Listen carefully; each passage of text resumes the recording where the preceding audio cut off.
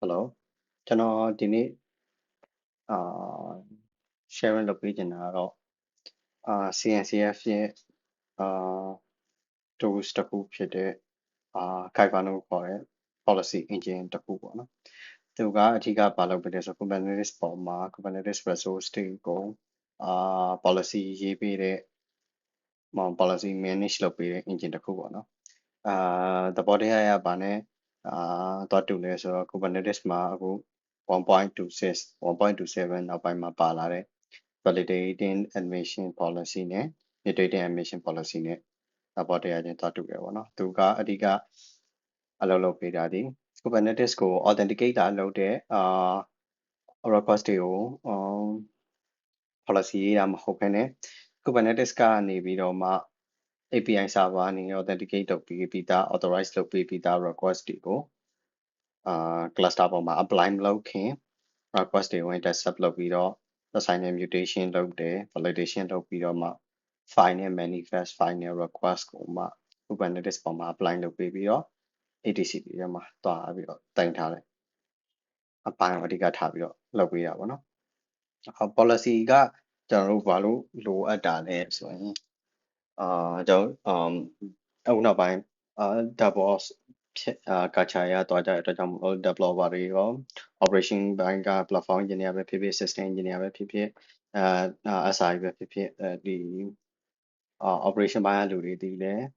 cluster Kubernetes cluster ပေါ် manage လုပ်ရတဲ့အတွက်ကြောင့်မို့လို့တချို့policy တွေဒီတိုင်း rules and regulation တွေရှိသည့်တိုင်အောင်မှာ company ရဲ့ business logic နဲ့အရာ resource တွေကိုတော့ create မလုပ်သင့်ဘူးဘယ်အရာတွေကတော့မလာသင့်ဘူးဥပမာ image တစ်ခု registry တစ်ခုကဘယ် image မှာပဲသုံးသင့်တယ်ဘယ် image registry ကိုတော့မသုံးသင့်ဘူး tag ဆိုလဲဒါ latest ကိုတော့မသုံးသင့်ဘူးစသဖြင့် policy တွေကို apply လုပ်ပေးခြင်းတဲ့အချိန်မှာ single configuration management အနေနဲ့ central point အနေနဲ့ manage လုပ်ခြင်းတဲ့အချိန်မှာဒီ Kubernetes ပေါ်မှာ policy တွေရေးခြင်းတဲ့အချိန်မှာ Kibana ကိုအဓိကအသုံးတယ်ပေါ့နော်Kibana ရဲ့ internet component တွေအဓိကမပြောခင်ကျွန်တော်တို့ဒီမြင်သာအောင်ပြောရရင်ဒီ Kubernetes မှာရှိတဲ့admission controller တွေပေါ့နော် admission controller တွေKibana တည်လဲသူကadmission controller တစ်ခုအနေနဲ့လုပ်တယ်ဒီ Kubernetes ရဲ့admission controller တွေနဲ့မတူတာကြောင့်ဒီကောင်တွေက default ပါလာခဲ့တာပေါ့နော် Kubernetes native ပါလာခဲ့တယ် API server နဲ့ handle လုပ်တယ်ပေါ့နော်ဒါပေမဲ့ Kibana ကြတော့သူက dynamic admission controller အနေနဲ့လုပ်တယ်ပေါ့နော်သူက webhook ကနေတစ်ဆင့်admission review request တွေပို့ပြီးတော့ဒါဒီ policy engine ကနေပြီးတော့ပြန်ပြီးတော့ policy check in လုပ်တာ validate mutate စသဖြင့်ပြန်ပြီးတော့လုပ်ပေးကြတယ်ပေါ့ဒီ admission controller တွေကတော့ပြန်ပြီး recall လုပ်ရရင်ကျွန်တော်တို့တွေ့မြင်ပြီးသားဖြစ်တဲ့ဒီ limit ranger ဆိုတဲ့ admission controller ပေါ့နော်ဒါဆိုရင်ကျွန်တော်တို့ဒီnamespace ထဲမှာကျွန်တော်တို့ resource request ဒါမှမဟုတ် resource limit ကိုဘယ်လောက် default အနေနဲ့ထားမလဲပေါ့နော်define မလုပ်ထားတဲ့bot ဝင်လာခင်ဘယ်လောက် container ဝင်လာခင်ဘယ်လောက်ထားမလဲဆိုတာမျိုး define လုပ်ပြီးလို့ရတယ်နောက်တစ်ခုကျွန်တော်တို့ဒီ exam တွေဖြေတဲ့အချိန်မှာဒါမှမဟုတ်ရင်lab လုပ်တဲ့အချိန်မှာလည်းတွေ့ရတဲ့ namespace auto provisioning ဒီ namespace exit တွေပေါ့နော်ဒီလိုadmission controller တွေရှိတယ်ပေါ့ဒီ namespace auto provision ကကျွန်တော်တို့ဥမာ namespace resource တစ်ခုကိုမရှိတဲ့ namespace မှာဆောက်လိုက်မယ်ဆိုရင်သူက namespace တစ်ခု auto provision တစ်ခါလုပ်ပြီးတာပေါ့နော် namespace exit ကကျတော့ validation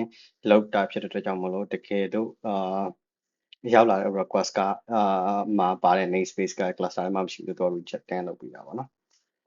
ဆိုတော့ဒီနောက်မှာသူပြောထားတဲ့အတိုင်းပဲ validating နဲ့ mutating ပါဘယ်လိုအလုပ်လုပ်လဲဆိုရင်mutating ကကျွန်တော်လှူခြင်းတဲ့ပုံစံတိုင်းရအောင် mutate ပြန်ပြီးတော့လုပ်ပေးပြီးတော့မှKubernetes ပေါ်မှာ apply လုပ်တာပေါ့နော် validation ကကြောင့်တစ်ခါတည်းကျွန်တော်တို့ကဝင်လာတဲ့ request တွေကိုcondition နဲ့ match ဖြစ်မဖြစ်ဘူးဆိုတော့တစ်ခါတည်း reject လုပ်ပေါ့နော်ဒါမျိုးလုံးဝသူက yes or no ပဲ condition နဲ့ match ဖြစ်တယ်meet ဖြစ်တယ် pass လုပ်လို့ရတယ်ဆို pass ပေးလိုက်တယ်တကယ်လို့ pass လုပ်လို့မရဆိုရင်ကြလုံး terminate လုပ်ချ reject လုပ်ချပလိုက်ပါတော့ mutating ကကြာတယ်လို့မဟုတ်ဘဲနဲ့ match မဖြစ်ဘူးမပါလာဘူးဆိုရင်ကျွန်တော်တို့ကဘယ်လိုနေရာမျိုးမှာဘယ်လိုပြန်ပြီးတော့ manipulate ပြန်လုပ်လဲဘယ်လိုပြန်ပြီးတော့ mutate လုပ်လဲဆိုတာမျိုးကျွန်တော်တို့အဓိကထားပြီးတော့တုံးလို့ရတယ်ပေါ့နော်ဆိုတော့ mutating နဲ့ validating ကိုကျွန်တော်ဒီKibana မှာ policy လေးရေးပြီးတော့စမ်းကြည့်မယ်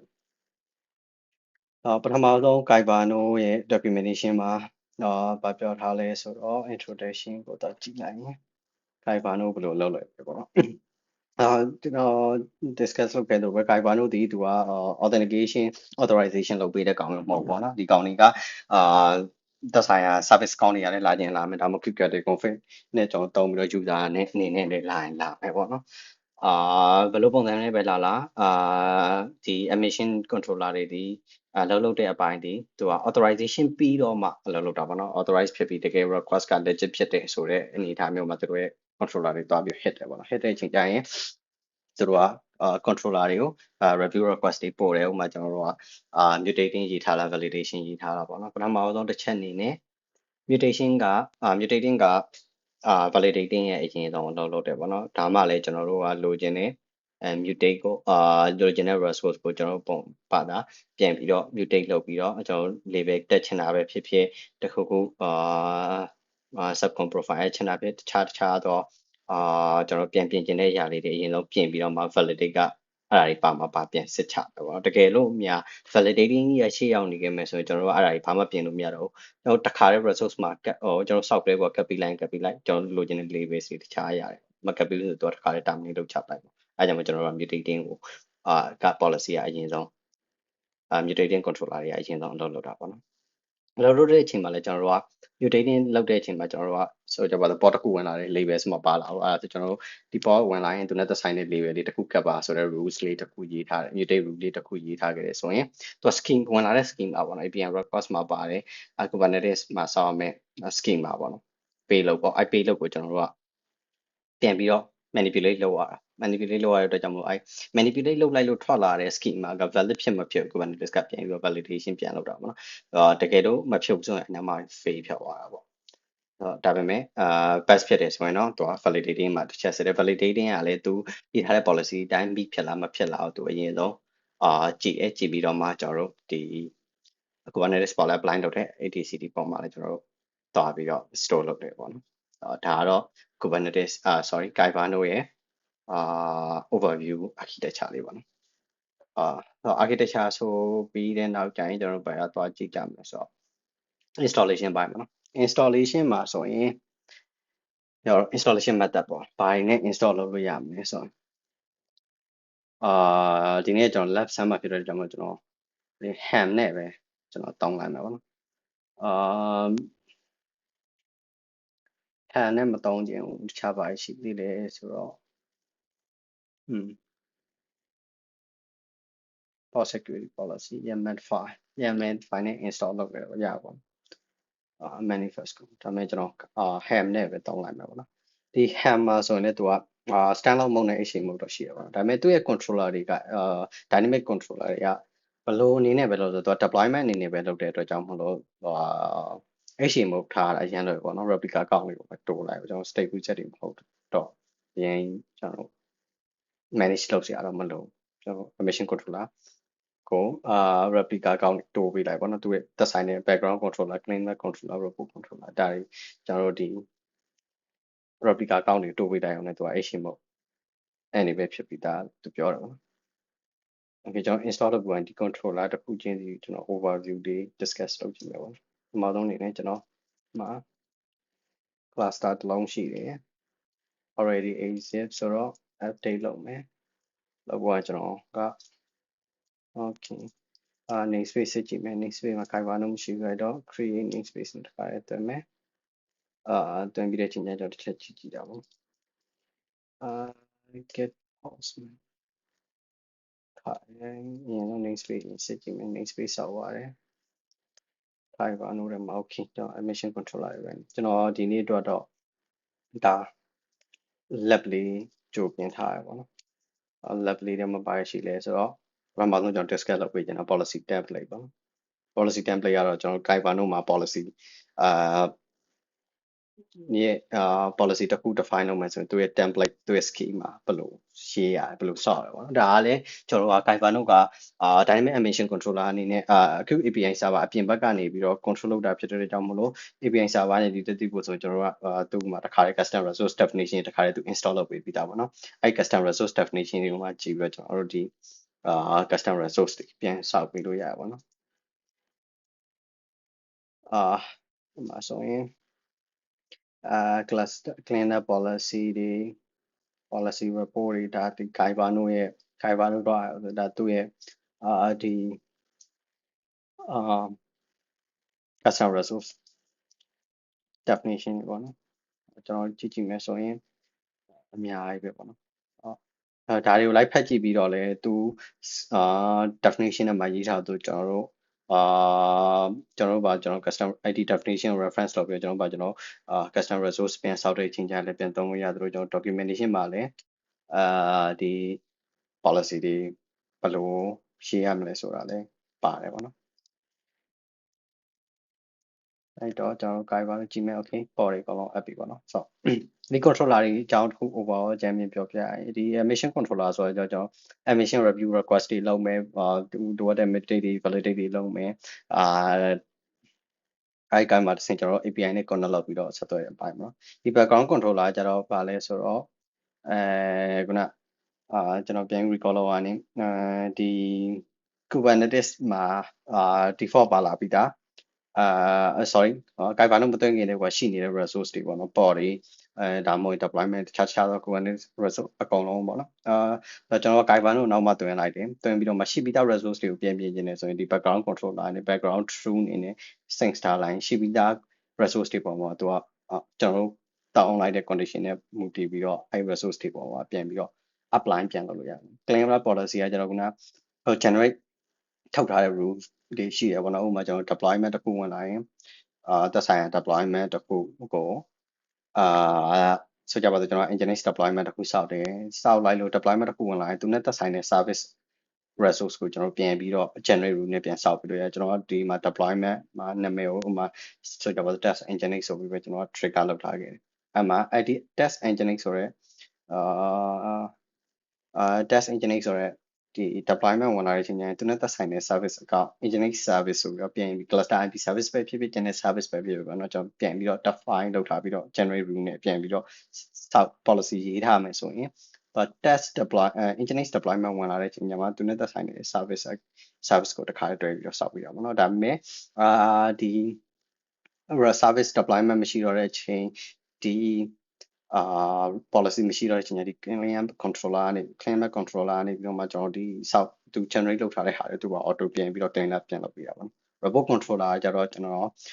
ပြီးဝင်ခဏပြမယ်ပေါ့နော်ဒီဟာဘာဘယ်လိုလုပ်လဲဆိုတော့ကျွန်တော်တို့ဒီ validating room မှာကျွန်တော် apply လုပ်လို့ရတဲ့ condition နှစ်မျိုးရှိတယ်ပေါ့နော်ဒီ policy phase သွားရင်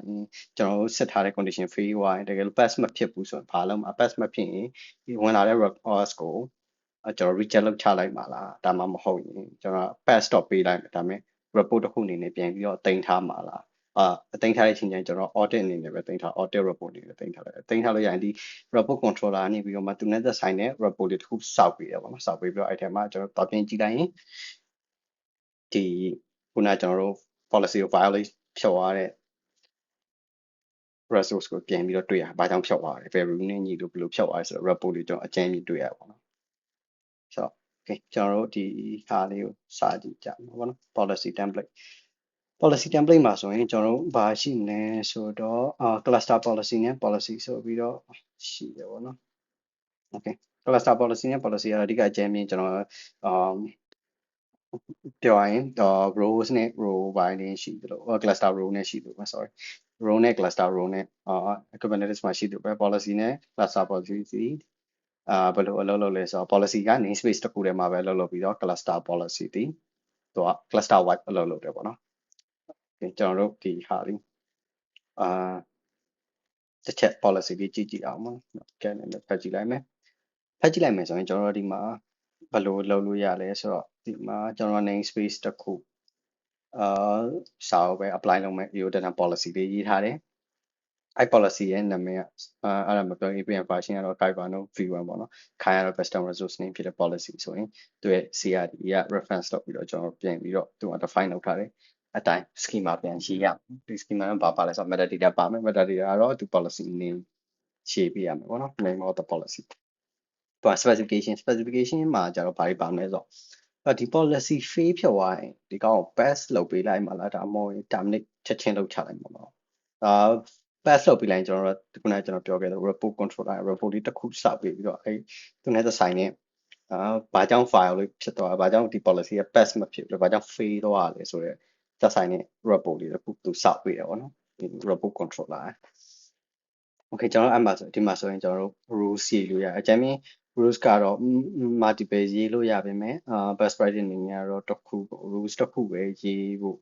တော့ကောင်းတယ်ပေါ့နော်ဘာလို့လဲဆိုတော့ဒါကတော့ကျွန်တော် label check လုပ်ထားတဲ့ rules လေးတစ်ခုရေးထားတယ်အဲ့တော့စောက်ထားတဲ့ဒီမှာ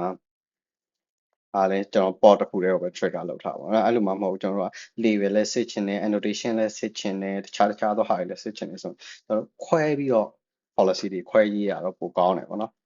အဲ့ဒီမှာတော့ကျွန်တော်တစ်ခုပဲဆိုတော့ခွဲမရေးထားဘူးဒါ policy တစ်ခုတည်းနဲ့ပဲရေးထားတယ်ကျွန်တော်ရိုး policy ပဲသုံးထားတယ်ပေါ့နော် namespace တစ်ခုပဲလုပ်ဒီမှာဆို match condition ရှိတယ်rules ဒီမှာသူ့ရဲ့တတ်မှတ်ထားတဲ့တတ်မှတ်ချက်လေးတွေရှိတယ်ပေါ့နော်ဘာလဲဆိုတော့ rules တစ်ခုမှာ match ကပါမဖြစ်ဘူး match ဆိုတာသူ match အောက်ထဲမှာရေးထားတဲ့ resource တွေ match ဖြစ်ရင်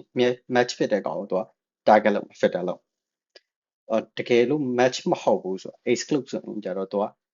အဲ့ကောင်အဲ့ resource exclude အောက်မှာပါတဲ့ကောင်ကိုသူဖယ်ထုတ်လိုက်အဲ့ကောင်ကိုမစစ်ဘူး bypass ပေးလိုက်match ဖြစ်တဲ့အကောင်ရဲ့အောက်မှာပါလာတဲ့ resource တွေကိုပဲသူစစ်match မှာ match ပဲဖြစ်ဖြစ် exclude ပဲဖြစ်ဖြစ်ကျွန်တော်ရေးလို့ရတဲ့logical logical operation နှစ်ခုရှိရပေါ့ any နဲ့ or any ကကြတော့ကျွန်တော်တို့သူ့နာမည်လေးတိုင်းပဲ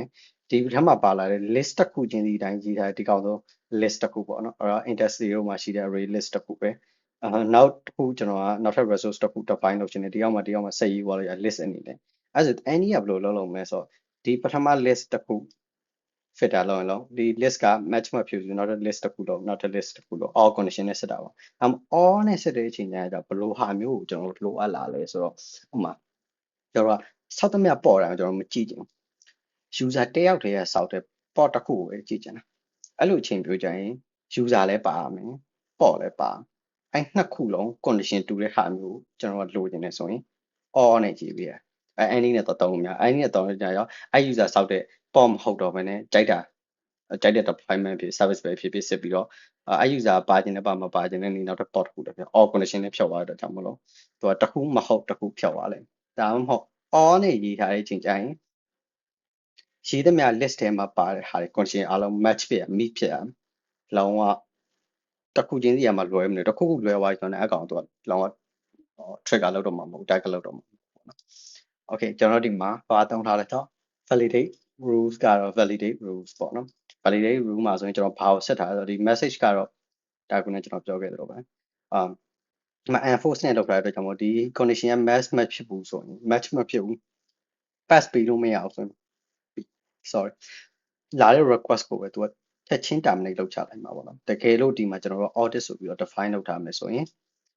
ဒီလာတဲ့ request ကိုသူက pass တော့ပေးတော့ pass လိုက်ဒါပေမဲ့ report တစ်ခုအနေနဲ့ပြန်ပြီးတော့ထုတ်သိမ်းထားလိုက်မှာပေါ့နော်အဲ့ဒီမှာကျွန်တော်ဗာဆက်ထားလဲဆိုပေါ့ကြိုက်တဲ့ပေါ့လားဘယ်နာမည်နဲ့ဖြစ်ဖြစ်ဒီ namespace ထဲမှာစောက်တယ်ကြိုက်တဲ့ပေါ့လားပေါ့နော်အဲ့ပေါ့မှာ label app.kubernetes.io/name ဆိုတဲ့ကောင်မပါလာခဲ့ဘူးဆိုရင် name ဆိုတဲ့ကောင်ပါတော့ပါတယ်ဒါပေမဲ့သူ့နောက်ကပါတဲ့ values တွေexclamation mark asterisk ပေါ့ exclamation mark က single character represent လုပ်တယ် asterisk က multi character ပဲကြာတစ်ခုထပ်ပို့ပြီးတော့ပါမယ် value ကတော့ blank ကြီးဖြစ်နေလို့များမပါလို့လည်းမရပါရင်လည်း blank မဖြစ်နေရအောင်ပေါ့အဲ့လိုအခြေအနေမျိုးကိုကျွန်တော်တိုက်စစ်ချင်နေချင်းဒါတော့ကျွန်တော်ဒီပေါ်တစ်ခုစောက်တယ်ဒီလေးတက်မဲ့ပြောရင်ဒီ label နဲ့ဒီ label key value မပါလာဘူးဆိုရင်ကျွန်တော် reject လုပ်မယ်ပေါ့နော် okay ကျွန်တော်မှာတစ်ခါတည်းဒီပေါ့လေးပြင်ထားရပါတော့ဒီပေါ့မှာဆိုကျွန်တော် label ကိုဖြုတ်ထားခဲ့တယ်ပေါ့နော် okay အဲ့ဒါဆိုရင်ကျွန်တော်ဒီမှာကြည့်အောင် get policy okay okay policy တော့ guide တော့မရှိဘူး okay အဲ့ဒါဆိုကျွန်တော်ဒီမှာ policy လေးတစ်ခုခုနကကျွန်တော် policy လေးစောင့်မယ် okay စောင့်ပွားရင်ကျွန်တော်ပြန်ကြည့်ကြည့်မယ် policy လေးဖြစ်နေ emission လောက validated emission ကအလောက်လောက်ပြီ background နဲ့ run ဆိုတော့ ready statement လည်း true ပြတယ် okay အဲ့တော့ကျွန်တော်ဒီ port လေးတစ်ခုစောင့်ကြည့်ရမယ် okay ဆိုတော့ enforce လုပ်ထားတဲ့အတွက်ကြောင့်မလို့ကျွန်တော်တို့ခုန define လုပ်ထားတဲ့ error message ဒီမှာတန်းပြတာ validation error တဲ့ဒီကောင်လိုအပ်တယ်တဲ့ဘာလို့ကျွန်တော်မပါဘူးဆိုတော့ဘယ်လိုလုပ်လို့ရလဲဆိုတော့ဒီကောင်လေးတားပြီးဖြုတ်ကြည့်ပြီး apply လုပ်ကြည့်စောက်ပါ okay ဆိုတော့ဒီကောင်ပါတဲ့အတွက်ကြောင့်အလုပ်လုပ်သွားရပါ okay ဆိုတော့ဒါတော့ validate ကိုမှလော enforce နဲ့တီးတန့်လုပ်တာပေါ့နော်ဒီတစ်ပိုင်းရှိတယ်နောက်တစ်ခုကြတော့ကျွန်တော်ဘယ်လိုဒီ policy လေးကိုပြင်ဖြတ်ကြည့်လိုက်မယ်နော် port လည်းပြင်ဖြတ်မယ်နောက်တစ်ခုကြတော့ကျွန်တော်ဘယ်လိုစောက်ကြည့်မယ်ဆိုတော့ namespace တစ်ခုစောက်လိုက်မယ်စောက်ပြီးတော့ခုနက policy ကျွန်တော်ပြန် apply လုပ်ဒါပေမဲ့ကျွန်တော်ဒီကောင် namespace က default အောက်မှာပဲကျွန်တော်policy ကိုကျွန်တော် enforce လုပ်ထားပြီးသားenforce လုပ်ထားပြီးပြီ policy တစ်ခုစောက် I get policy okay default namespace အောက်မှာပဲဒီ policy ရှိနေpolicy မှာမရှိဘူးအဲ့ဒီညကျွန်တော်ခုနပေါ့ကျွန်တော်ဘာလုပ်ချင်လဲဆိုတော့ label ကိုဖြောက်လိုက်ဖြောက်ပြီးတော့ iPod ကိုပဲကျွန်တော် test namespace အောက်တော့စောက်လို့ရတယ်ဘာလို့စောက်လို့ရလဲကျွန်တော် policy က default အောက်မှာပဲကျွန်တော် apply လုပ်ထားခဲ့တာကိုကျွန်တော် cluster wide မလုပ်ထားခဲ့ဘူးတော့အဲ့ဒါလေးပြကြတယ်နော်အမေအဲ့လိုအခြေအနေမျိုးကြရင်ကျွန်တော်တို့ကဘာကိုပြင်ပြီးတော့တောင်းလို့ရတယ်ဆိုတော့ sorry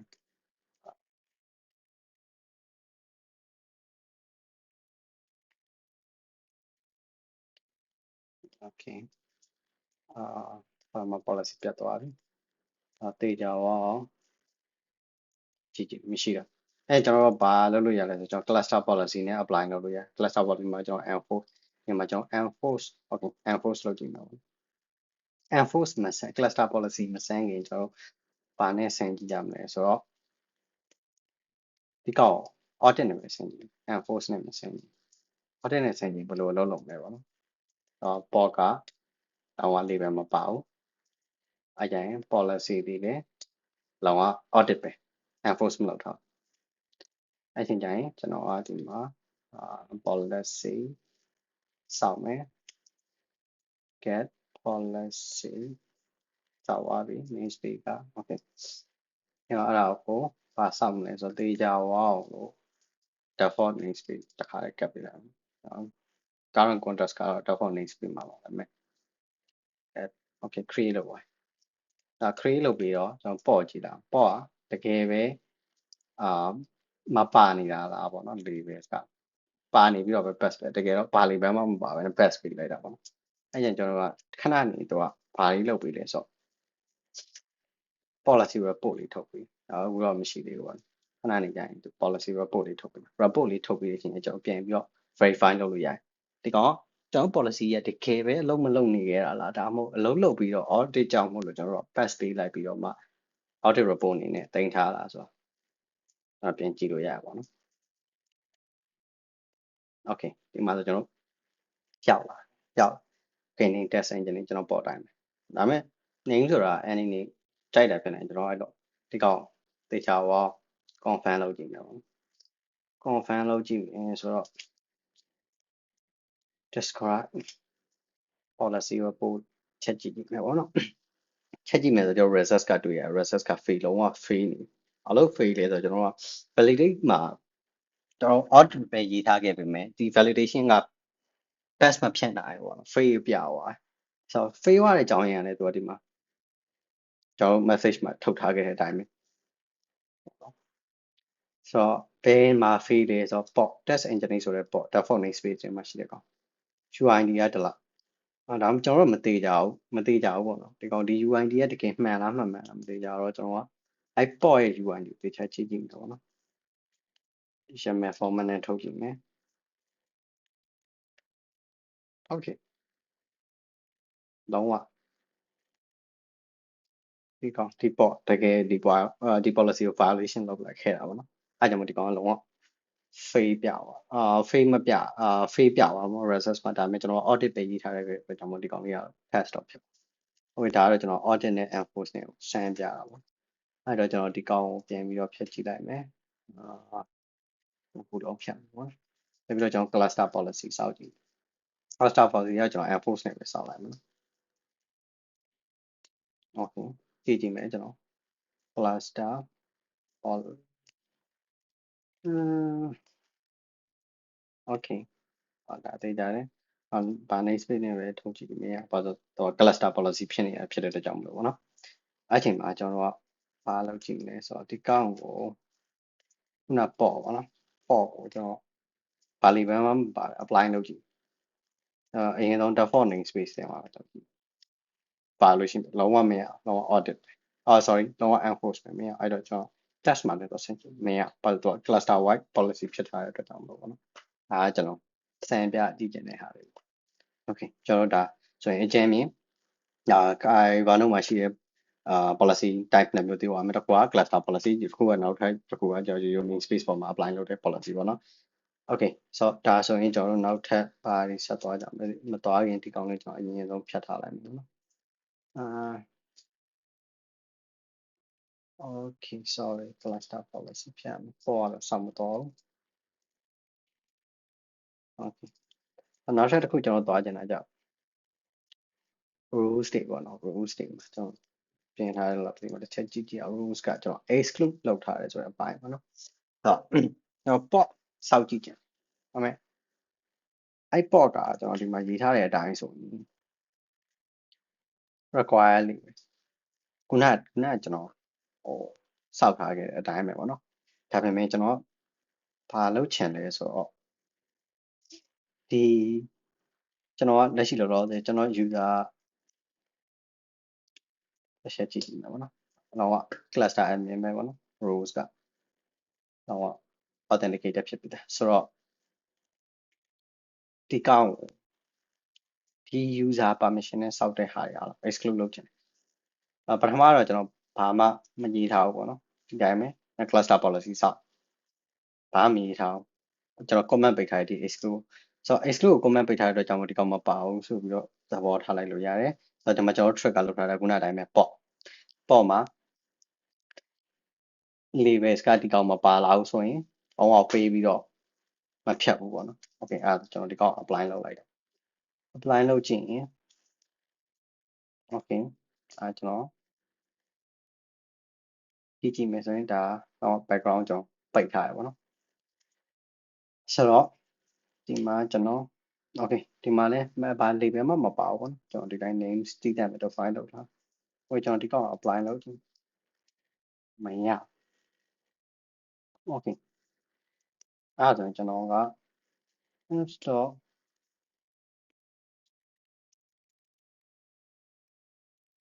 ကျွန်တော်ကဒီကောင်ကိုဒီပဲပေးလိုက်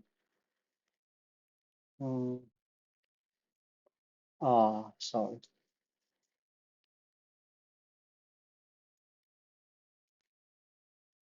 okay ပေးတော့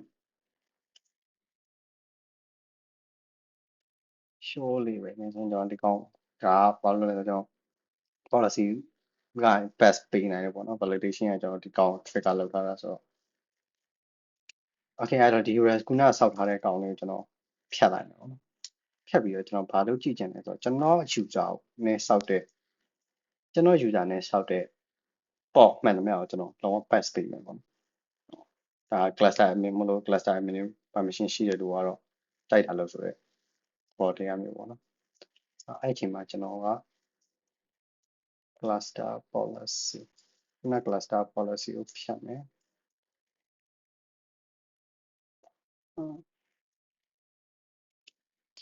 okay ကျွန်တော်ခုနစောက်ထားတယ်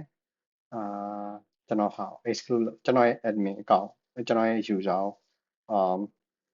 exclude လုပ်ထားတဲ့ account လေးကိုပေါ့နော်ကျွန်တော်ပြင်ပြီးတော့စောက်ကြည့်အဲ့ဒါဆိုရင်ကျွန်တော်ခုနကဒီပေါ့မှာကျွန်တော် label ဖြုတ်လိုက်တော့အဲ့တော့ကျွန်တော်က policy ကိုတိတ်ပြီးတော့ခဲလို့ဆရာမလို့တဲ့အနေထားမျိုးဖြုတ်သွားပြီပေါ့နော်အဲ့တော့ကျွန်တော်စောက်သမျှပေါ်ရအောင် effect ဖြစ် apply ဖြစ်ရမှာပဲ policy နဲ့မှညီးရမလို့အဲ့စောက်ထားတဲ့ policy ကိုကျွန်တော်ကောင် exclude လုပ်ပေးရမှာအဲ့ကျွန်တော် default မှာပဲစောက်လိုက်စောက်သွားပါတော့အဲ့တော့ဒါကဘာကြောင့်လဲဆိုတော့ကျွန်တော်ဒီမှာ exclude ကိုအသုံးထားခဲ့လို့ပေါ့နော်ခုနကကျွန်တော်အမှာပြောခဲ့သလိုပဲmatch ကတော့မဖြစ်မနေပါဘူး exclude ကတော့ option တယ်ကျွန်တော်တို့exclude လုပ်ချင်တဲ့အရာတွေအားလုံး resource တွေအားလုံးကျွန်တော်တို့က exclude လုပ်ထားလို့ရအဲ့ဒါဆိုအဲ့လိုလုံးဝ bypass ပေးလိုက်တယ်ဒီမှာကျွန်တော် admin permission ကျွန်တော် admin user အကောင့်လုံးဝ bypass ပေးလိုက်ပေါ့နော်အဲ့ကောင်နဲ့ပတ်သက်လုံးဝမစစ်နဲ့တော့ဘာမှမလုပ်နဲ့တော့ဆိုပြီးပြောထားလိုက်တဲ့အတွက်ကြောင့်မလို့ဒီကောင်ကစောက်ပြီးသွားတာဒါကတော့ကျွန်တော် rules မှာကစားလို့ရတဲ့ဒီ exclude နဲ့ match ကိုပြောပြသွားတာကျွန်တော်ဒီ port လေးပြန်ဖြတ်လိုက်မယ် okay နောက်တစ်ခုကကျွန်တော် validation ကိုလည်းကောင်းကောင်းကစားပြီးပြီဆိုတော့ကျွန်တော် validation မှာကျွန်တော်ဘာတွေဖွင့်ထားလဲဆိုတော့ဟုတ်တယ်ကျွန်တော်က exclude နဲ့အကောင့်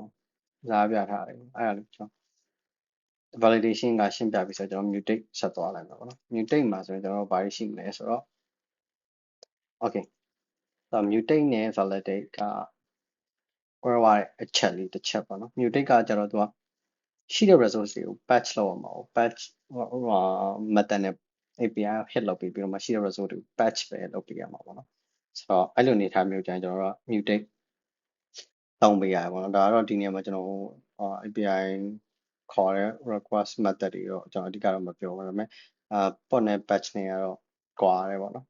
ဆိုတော့အဲ့ဒါလေးသေးသေးသိချင်ပို့ဆက်ပြီးတော့ landing လုပ်လို့ရပါတယ်ဒီမှာကျွန်တော်အဓိကပြောချင်တာကဘာလဲဆိုတော့ကျွန်တော်ကဒီမှာlabels မှာ tier ဆိုတဲ့ကောင်လေးစောက်ချင်တယ်အဲ့မှာကျွန်တော်သုံးရတဲ့နည်းလမ်းနှစ်နည်းလမ်းရှိတာပေါ့နော်ပထမတစ်ခုကpath strategy match ဆိုတဲ့သူ့ရဲ့ default method ပေါ့နော်ဒီကောင်လေးကဘယ်လိုလုပ်ပြီးလဲဆိုတော့ဒီကျွန်တော်တို့ဒီမှာကျွန်တော်တို့ metadata တွေစပြီးတော့ metadata ရဲ့ metadata ရဲ့ labels မှာ tier ပါမပါဆက်ပြီးတာပေါ့နော်တော့ဒီ path strategy map နဲ့တောင်းရတခါတလေမျိုးကြရင်ဒါအကျကျွန်တော် manifest မှာပါတဲ့ဟာမျိုးပေါ့တခါတလေကျရင်ကျွန်တော်အဲ့လိုမဟုတ်ဘဲねကျွန်တော်တို့ဒီ API hit လုပ်တဲ့ကောင်တွေကနောက်ပိုင်းကျရင်ဘာ form နောက်ပိုင်းကျရင်မဟုတ်ဘူး default အနေနဲ့ဘာနဲ့တွားကြကျွန်တော်တို့ဒီမှာ minor ကို YAML တွေနဲ့ YAML format နဲ့ပဲထုတ်ကြည့်ရများတယ်ပေါ့တကယ်နောက်မှာ API ကို hit တဲ့ကောင်တွေ JSON format တွေဖြစ်တဲ့အတွက်ကြောင့်မလို့ကျွန်တော်အရန်ကစားခြင်းတဲ့ဟာမျိုးကြရင်အရန် API request ကိုလုံးဝ intercept ကိုယ်တိုင်ဖမ်းယူပြီးတော့အဲ့လုံးဝအသေးစိတ်ကြတဲ့ဟာမျိုးတွေကိုပြန်ပြီးတော့ပြန်ကစားခြင်းတဲ့ဟာမျိုးကြရင်ကျွန်တော် patch JSON ကိုပြန်သုံးပေးရတယ်ပေါ့နော် RC6902 format နဲ့ပြန်သုံးပေးရတယ်ပေါ့နော်အဲ့ချိန်မှာကျွန်တော်ညပါဆိုတော့ဒီပတ်လန်းကြောင်းမှာ metadata ကျွန်တော်တို့ resource ရဲ့ metadata ဒီtracker လောက်ထားတဲ့ port resource ရဲ့ metadata label tier ဆိုတဲ့ page အောက်မှာကျွန်တော်က option ဒီမှာတော့ option ပေါ့နော် add လုပ်ပြီး value test ကိုဒီ tier keys ကို value test add လုပ်ပေးပါဆိုပြီးတော့ကျွန်တော်တို့ပြောလိုက်တာပေါ့နော်ဒါကတော့ကျွန်တော်နောက်မှာဒီနောက် session တွေကြာရင်ကျွန်တော်ဒီ API request ကဘယ်လိုလာလဲတကယ်လို့လာတဲ့ request ကိုကျွန်တော် JSON format နဲ့ဘယ်လိုထုတ်ကြည့်ပြီးတော့အဲ့ဒီတိုင်းကိုကျွန်တော်က JSON နဲ့ဘယ်လိုဒီမှာ patch လုပ်လို့ရလဲဆိုတော့ကျွန်တော်အသေးသေးပြန် discuss လုပ်မှာပေါ့။တော့ဒီမှာကျွန်တော်ပြထားတာကျွန်တော် mutate မှာကျွန်တော်နည်းနဲ့2မျိုးနဲ့သုံးလို့ရပါတော့။အရင်ရှုပ်ထွေးတဲ့အရာမျိုးမဟုတ်ဘူးကျွန်တော်ဒီ manifest တိုင်း YAML format တိုင်းပြန်ပြီးတော့ mutate လုပ်လို့ရတယ်ဆိုတော့နေရာမျိုးတွေကြာရင်ဒီအပေါ် path strategy match ပဲတောင်းစီကြတယ်ပေါ့နော်တော်တော့ဒီကောင်လေးကရန်YAML format ပုံစံမျိုးလေးဆန်တယ်ဆိုတော့အရင်ကြီးထူနောက်တဲ့ syntax တစ်ခုမှတ်နေရမလို့တော့ဘူးပေါ့နော် okay ကျွန်တော်နှစ်နည်းလုံးနဲ့ဒီမှာ syntax နှစ်မျိုးလုံးနဲ့ဆန်ကြည့်မယ်ပေါ့နော်အဲ့တော့ကျွန်တော်ဒီကောင်က cluster policy ပဲ အဲ့တော့ဒီ cluster policy ကိုကျွန်တော်ကဘာနဲ့ရင် okay ကျွန်တော် JSON patch နဲ့ပဲအရင်ဆုံး try ကြည့်တော့နော် cluster policy okay အဲ့အချိန်မှာဒီကောက်မှာကျွန်တော်ပေါ်က label ရှိတာtr ဆိုတဲ့ label မရှိဘူးเนาะ keys မရှိlabel keys tr မရှိဘူးအဲ့တော့ကျွန်တော် apply လုပ်mutate ကဘယ်လိုလုပ်ပြီးလဲဆိုတော့ဒီမှာ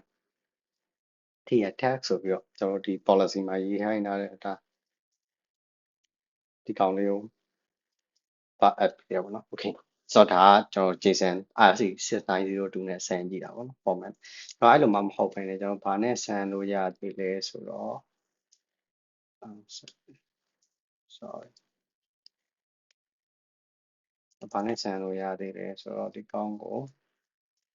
best strategy match နဲ့တော့ send ကြည့်ကြ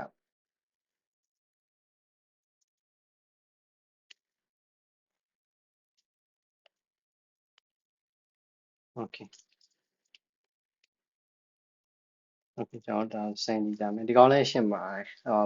patch metadata label but tr test patch လုပ်ပေးလိုက်ပါပေါ့နော် machine ဆိုတော့ okay ကျွန်တော် send မယ်ကျွန်တော် policy ရောက်သွားလားမရောက်သွားလားချက်ကြည့်ကြည့်မယ်ရောက်သွားပြီအဲ့တော့ကျွန်တော်တို့ကဒီ port ကိုချက်ကြည့်ကြည့်မယ်နော်ကြည့်တော့ဒီမှာ .tr မရှိဘူးပေါ့နော်အဲ့ကောင်ကိုကျွန်တော် default namespace အောက်မှာပဲ send ကြည့်မယ်default okay ဒီကောင်တစ်ခါလေး tr ကပ်ပေးလိုက်ပါတော့ဘယ်အနေနဲ့ပဲဆန်းပေါ့နော်ကို preference ကိုပို့ပြီးတော့ prefer ဖြစ်တဲ့နည်းလမ်းကတော့ကိုတော့အကောင်းဆုံးပါပဲပေါ့ဒါပေမဲ့ကိုက policy ကိုတယောက်တည်း manage လုပ်နေရတာလားတချို့ organization ရှိdeveloper တွေက cluster ကနေအနေထားမျိုးအနေထားမျိုးကြရင် developer တွေကိုကဒီ backend မှာလာပြီးတော့ဒီ cluster ကြီးမှာဒီ platform ပေါ်မှာရောက်လာမယ့်ຢာတွေ handle လုပ်ပေးခြင်းတဲ့ဟာမျိုးကြရင်တော့အခုကိုတယောက်တည်းစိတ်ကြိုက်ဆိုတော့policy ကတော့preference ဖြစ်တယ်ကို prefer ဖြစ်တဲ့ဟာနဲ့ရေးလို့တော့အဆင်ပြေပါဒါပေမဲ့ဒီဟာကိုနောက်ပြီး set maintain လုပ်မယ်ဆိုတာကိုက maintain လုပ်မှာလားတခြားသူက maintain လုပ်မှာလားဆိုတော့မူတည်ပြီးတော့အများဆုံးသုံးဖြစ်တဲ့ language နဲ့ရေးရင်တော့ပိုကောင်းတာပေါ့တကယ်မရလို့ JSON patch နဲ့ပဲရေးဒါမှမဟုတ် strategic match နဲ့ပဲရေးပေါ့နော်မဲအရာကိုပဲတုံးကို prefer ဖြစ်တာတော့ပို့ပြီးတော့အဆင်ပြေပါဒါပေမဲ့ကျွန်တော်ကတော့ဖြစ်နိုင်တော့strategic match နဲ့တောင်းနေနေတယ်ပေါ့နော်ဒီကလည်း manifest မှာလာတဲ့အတိုင်းတွေပဲ international နဲ့ပြောင်းပြီးတော့ရေးရတာဖြစ်တယ်ကြောင့်ပို့ပြီးလည်းမြင်တာလည်းပို့ပြီးလွယ်ကူတယ်ပေါ့နော်ဟိုမှာဆို option တွေ define လုပ်ပေးရတယ် back တွေကိုဒါ JSON query နဲ့ပြင်ပြီးတော့ပြန်ကြည့်ရတာနဲ့ဆိုရင်တော့အရင်တော့နည်းနည်းတော့အချိန်ပိုပေးရတယ်ပေါ့နော်နောက်တစ်ခုကဘာလဲဆိုတော့ဒီမှာဒီ Kibano ကဒီ policy as code ဆိုတဲ့အတိုင်းပဲသူကတခြား keyboard approach တွေနဲ့တွဲသုံးပြီးတော့ policy ကို code အနေနဲ့ပဲ manage လုပ်ထားလို့ရတယ်ပြီးတော့နောက်ကျွန်တော်တို့နောက် session တွေမှာအချိန်ရရင်ပေါ့နော်အချိန်တကယ်လို့ရရင်နောက် session တွေမှာဆင်းကြည့်ကျင်တာကတော့ဒီ policy တွေကိုကျွန်တော်တို့ဒီ KO နဲ့ handle လုပ်မယ်ပေါ့နော် policy as code အနေနဲ့ပဲကျွန်တော်တို့ maintain လုပ်မယ်ဘာလို့ဒီ policy တွေကတကယ်လို့များတယောက်က permission ရှိတယ်ဆိုရင်ဒီ policy တွေဝင်ဖြတ်သွားလဲဒါ affect ဖြစ်မနေတော့ဘူးပေါ့နော်policy Kubernetes ပေါ်မှာထားတဲ့ resource တွေအားလုံးက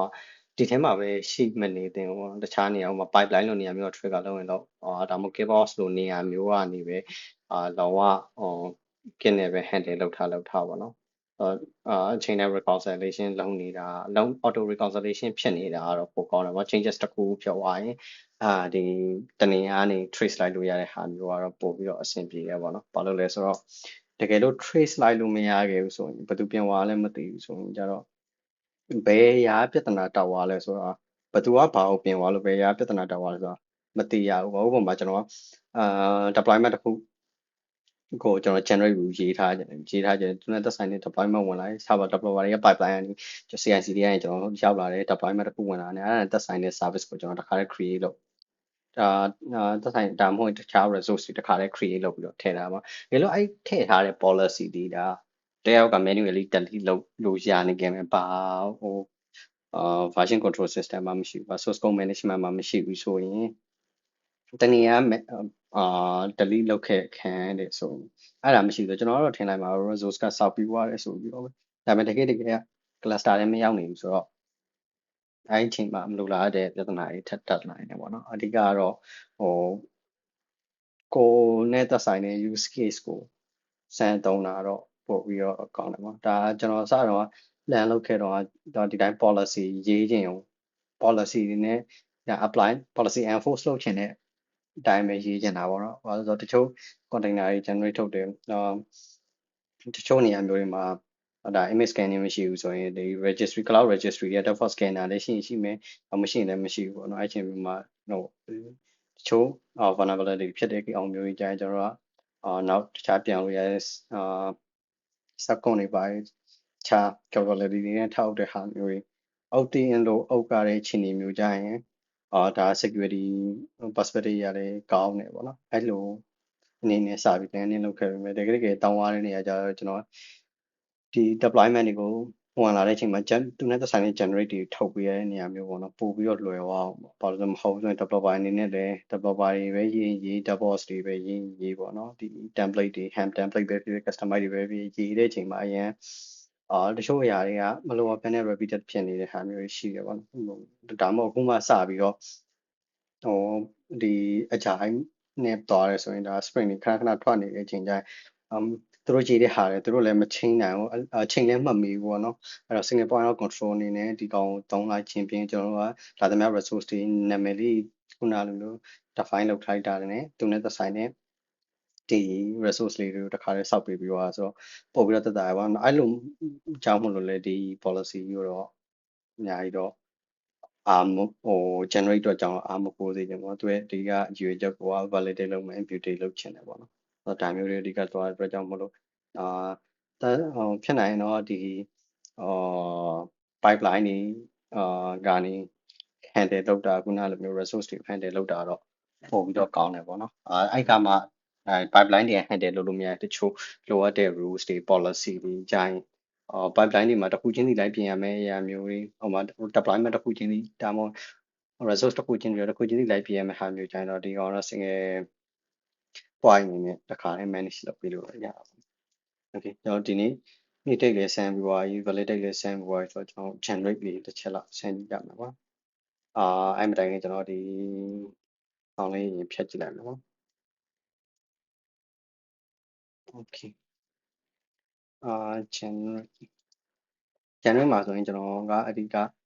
ကျွန်တော်ဒီ engineer deploy engineer ဆိုတဲ့ deployment လေးတစ်ခု manifest လေးတစ်ခုရှိရပါတော့ကျွန်တော်ဒီမတိုင်ခင်ကျွန်တော်ဗာရေးထားလဲဆိုတော့ generate rules လေးတစ်ခုဒီမှာ generate rule လေးတစ်ခုရေးထားပါတော့အဲ့ဒါဘာလဲဆိုတော့ခုန deployment deploy engineer ဆိုတဲ့ deployment တစ်ခုဝင်လာခဲ့ရင် engineer service ဆိုပြီးတော့ cluster IB service တစ်ခုစောက်ပြပါဘောနော်တော့ဒီမှာဘာ define လုပ်တာလဲ cluster IB service ပေါ့ဟုတ် cluster IB service တစ်ခုစောက်ပြပါစောက်ပေးမဲ့ selector ဒီလေ apps deploy engineer ပေါ့နော်ဒါကတော့ကျွန်တော်ဒီမှာ app deploy engineer ဆိုပြီးတော့ဒီမှာ labels တွေရှိတယ်အဲမလို့ဒီကောင်မှာတစ်ခါလေးရှုတော့ဒီကောင်အရေးကြီးတယ်ပေါ့နော်တကယ်လို့များနောက်ကျရင်ကျွန်တော်တို့ဗာနဲ့ပြန်ကစားလို့ရတယ်ဆိုတော့ Kaiba မှာလည်းသူရဲ့ variable define လုပ်လို့ရပါတော့ variable လေး define လုပ်ထားပြအဲ့ variable ကိုပြန်ပြီးတော့ပြန်သုံးနိုင်နေဆိုရင်ဒါကျွန်တော် hack code လုပ်เสียမလို့တော့ဘူးပေါ့ဒါတော့ဒီမှာတော့ကျွန်တော်တို့ဒီ generate rules ကဘယ်လိုလေးရှိတယ်ဆိုတော့ကျွန်တော် intro လေးဆန်းပြချင်တာဖြစ်တဲ့အတွက်ကြောင့်မလို့ဒီမှာတော့အားလုံး hack code ပဲသုံးထားတယ်သုံးထားပြီးတော့ဒီမှာ namespace ကိုကြတော့သူ request လုပ်တဲ့ object ရဲ့ namespace မှာပဲစောက်ပေးပါဦးလို့က default မှာdefault မှာစောက်တယ်ဆိုရင် default namespace အောက်မှာပဲ service စောက်ပေးလိုက်ပါဦးနော်မဟုတ်ဆိုရင်ကြတော့ namespace တော်တော်ရဲ့ဒီrequest က request လုပ်လာတဲ့ resource ကတခြား namespace မှာတစ်ခု service ကတခြား namespace မှာတစ်ခုဆိုရင်လည်းအဆင်မပြေပြန်ဘူးပေါ့နော်အဲ့တော့ကျွန်တော်ဒီမှာတော့ဒါတာမန်ဒီ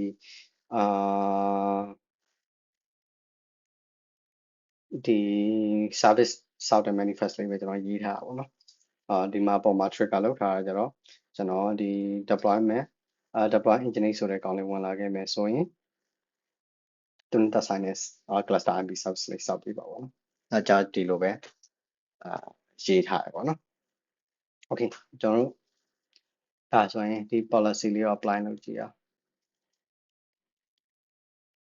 okay apply လုပ်ပြီဆိုတော့ဘာပြဿနာတက်လဲဆိုတော့ကျွန်တော်ရှေ့မှာပြောခဲ့လို့ပေါ့နော် Kibano ကိုယ်တိုင်ကလည်း API server နဲ့ authenticate လုပ်ပြီးတော့ तू က generate တော့ထုတ်မှာ哦 तू ကဒီ API server authenticate လုပ်ပြီးတော့ resource အသစ်တွေစောင့်မှာဖြစ်တဲ့ကြောင့်မို့သူ့မှာလိုအပ်တဲ့ permission ရှိဖို့လိုတယ်တကယ်လို့လိုအပ်တဲ့ permission မရှိဘူးဆိုရင် permission require permission require ဖြစ်ပါတယ်ဆိုပြီးတော့ကြော်ထားတာပေါ့နော်အဲ့တော့ဒီမှာစောက်ရမယ် generate rule ထဲမှာပါတဲ့ကောင်တွေက generate rule ဖြစ်တဲ့ကြောင့်မို့တေချာတဲ့အသစ်တွေစောက်ရအောင်generate တစ်ထုတ်ပေးရအောင်တစ်ထုတ်ပေးရမယ့်အတွက်ကြောင့်မို့ तू ကသွားပြီးတော့ထုတ်ပေးမယ့် user ကဘာတူလဲသွားပြီးတော့ထုတ်မယ့် user ဘာတူလဲဆိုတော့ Kibano service account ပေါ့နော်အဲ့ service account ကpermission မရှိနေဘူးဆိုရင် तू ကလုံးဝသွားစောက်လို့ရမှာမဟုတ်အဲ့ဒါကြောင့်မို့ ဒီမှာ error တက်လာတာပေါ့နော်အဲ့တော့ကျွန်တော်ဗာလေးပြင်ထားလဲဆိုတော့Kibano service sorry Kibano service account Kibano service account ကိုကျွန်တော်ဘာလုပ်မလဲဆိုတော့ row cluster row မှာ create update delete service ကို service ဆောက်ဖို့အတွက်ကျွန်တော် permission ပေးဒါကကျွန်တော် service ဆောက်တာမလို့ service အတွက်ပဲတည်တံ့ပေးထားပါတော့တခြားကိုကကျွန်တော် PVC ဆောက်ချင်တာလားကျွန်တော်တခြားပေါ့နော်တခြားသော resource တွေစောက်ချင်တာလားဟိုမှာ service မဟုတ်ဘဲနဲ့ingress rule ရေးချင်တာလားgateway API တုံးတယ်ဆိုတော့ route ပဲထည့်ချင်တာလားဒါကတော့ဒီကိုယ်နဲ့သက်ဆိုင်တဲ့ကိုလိုချင်တဲ့ API group ရဲ့ resource မှာကို permission ပြန်ပေးရတာပေါ့နော်ဒါတော့background controller ကနေပြီးတော့မှ background controller service account ကိုကျွန်တော်ဗာနဲ့ attach လုပ်မလဲဆိုတော့ဒီဘောက cluster row နဲ့ကျွန်တော် attach လုပ်မှာပေါ့နော်ဒီကောင်နဲ့ attach လုပ်မယ်row by cluster row by နဲ့ပေါ့နော်ဒီ row ထဲမှာတော့ဒီ service create update delete လုပ်ဖို့တော့ရေးပြီးထားတာပေါ့နော်ကျွန်တော်ဒီကောင်အရင်ဆုံး apply လုပ်မယ် okay ဟုတ် row လဲဆောက်ပြီး cluster row လဲဆောက်ပြီး cluster row နဲ့ဆောက်ပြီးဆိုတော့ကျွန်တော်ခုနကောင်လေးပြင် apply လုပ်လိုက် okay ဖြစ်သွားပြီပေါ့နော် okay ဆိုတော့ cluster policy okay အဲ့ချိန်မှာကျွန်တော်သေချာဝအောင်ပေါ့နော် default မှာ deployment နဲ့ service နဲ့ကြည့် service ကတာKubernetes service cluster IP service ပဲရှိရပါတော့ဆိုတော့ကျွန်တော်ရဲ့ deployment ကိုတစ်ချက်ကြည့်ကြည့်မှာပေါ့နော်ကြည့်ကြည့်မယ်တော့ဘာလည်းမပါဘူးဒီမှာဒီတိုင်း Nginx တောင်းထားတဲ့ replica တစ်ခုပဲရှိတယ် container pod တစ်လုံးပဲစောင့်မှာပေါ့နော် container pod တစ်ခုအဲ့တော့ကျွန်တော်ဒီမှာ verify ထပ်လောက်ရင်ဘာမှမရှိဘူးပေါ့နော်အဲ့တော့ကျွန်တော်ဒီကောင်းလေးကိုစောက်ပေးလိုက်ပြီဆိုတော့ ਨੇ ဘာဖြစ်သွားလဲဆိုတော့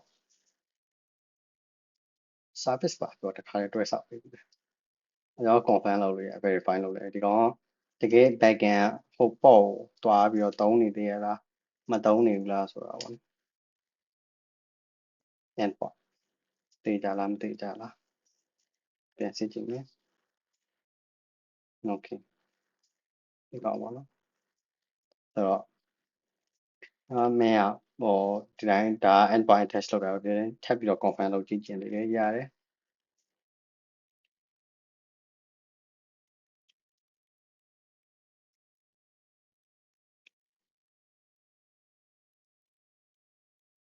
okay